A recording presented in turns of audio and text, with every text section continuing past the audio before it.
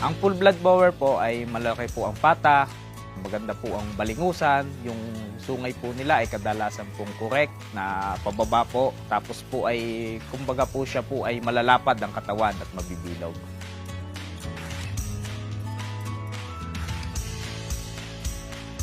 Kumpara naman po sa native, ang native po natin ay kadalasan po ang mukha po nila ay hindi po ganun kaganda at o kaya po kung patulis po yung kanilang mga mukha. Tapos maliliit po ang pata, tapos maliliit din po sila. Sila po ay kung tutusin po, halos magkaparehas lang po ng pag-aalaga. Kung ano pong pag-aalaga sa native, halos ganun din po sa mga full blood na bower. Ang pinagkaiba lang po, mas mabilis po talaga pong lumaki yung mga full blood kumpara po sa native. Minsan po ang native po natin ay 1 month old na, ay kung ikukumpara po sa 1 day old na full blood, halos magkasin laki po. Minsan nga po ay mas malaki pa po yung 1 day old na bower.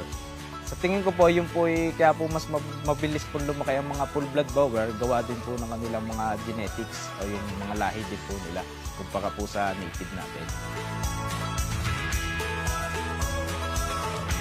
Sa pagkain naman po ay mas madami naman pong nakakain ng bahagya yung full blood dahil mas malaki po yung kanilang pangangatawan, ay mas malaki din po yung kanilang tiyan na kailangang busugin.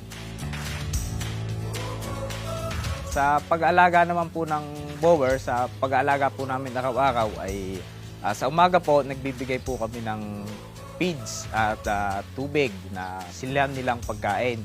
Tapos po pagkatapos po nito ay bibigyan po namin sila ng kumpay na damo. Pagkatapos naman po nito sa hapon na po o sa tanghali, mga 12 to 1, nagbibigay po uli kami ng feeds, tapos po kumpay. Pagkatapos po noon, mangunguha na po uli kami ng damo na pambigay po sa kanila kinabukasan para ma-air dry muna din po bago po ibigay uli sa sunod na araw. Ang pagbe-breed naman po ng bower ay makikita nyo naman po yon pagka ang isang inahin o dumalagang kambing po ay nasa wastong edad na po. Ang wastong edad po kadalasan kaming nagpapababa ay 8 months pataas. Sa ganun parang po kami nagbe-breed na hit yung inahin para mas malaki po yung posibilidad na magtuloy po ang pagbubuntis.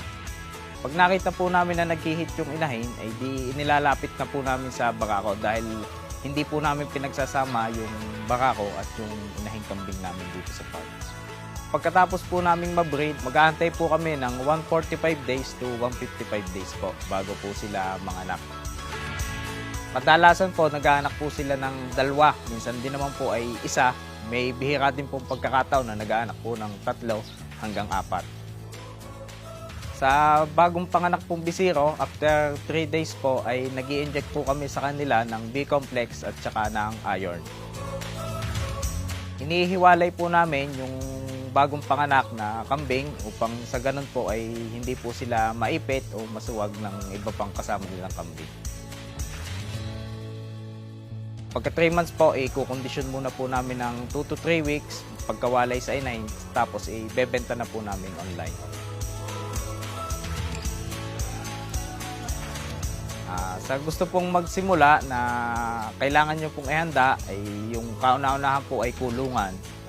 Tapos po ay yung mga vitamins po at gamot dahil po ang kadalasan po pagkakamali ng isang magkakambing ay kung kailan po nagkasakit ay saka pala po hahanap ng mga gamot na po pwedeng ibigay sa kambing. Kaya po kadalasan huli na po ang lahat bago po nila may apply yung gamot. Mas maganda po, bago po kayo pumasok sa pagkakambing ay aralin nyo muna po. Madami naman po tayong makikita sa mga YouTube, sa mga online, sa internet po na pwede nyo pong pag-aralan para hindi po kayo sa ganun mahirapan sa pag-aalaga po ng kambing. Kung gusto nyo pong bumili po ng aming mga alaga, pwede nyo po akong kontakin sa Facebook account ko, Angulo Goat Farm.